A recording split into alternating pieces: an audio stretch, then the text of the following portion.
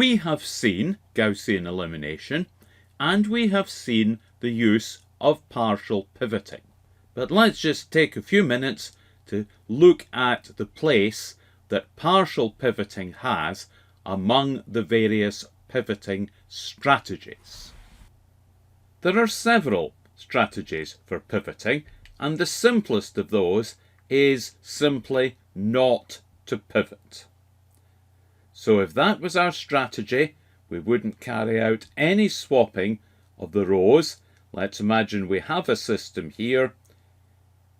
We would simply subtract multiples of the first row from the various other rows. So that's the simplest case, no pivoting. Another case is what we call zero pivoting. Now, zero pivoting differs from no pivoting in that what zero pivoting does is pivot when absolutely necessary. Let's imagine we had a system of equations here. And our first row had a coefficient of 0 in the first position, as in there is a coefficient of 0 in the pivot position. Now, if this were the case, we would have division by 0. Effectively, we would say for row 2 minus 4 over 0 times row 1.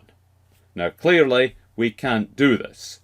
In the absence of any pivoting at all, the solution of this system of equations would grind to a halt. We would not find the solution at all. So we carry out zero pivoting if we have a 0 in the pivot position. At this first stage, or indeed at a later stage, we swap with one of the other rows so that we end up without a 0 in this position. So zero pivoting means pivoting where absolutely necessary in order to get a solution. And then we come on to partial pivoting.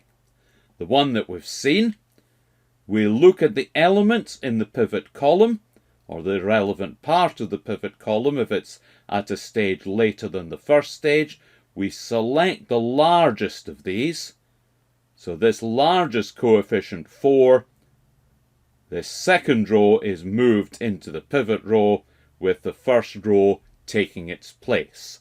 So that's partial pivoting, which of course we have seen already. Scaled pivoting.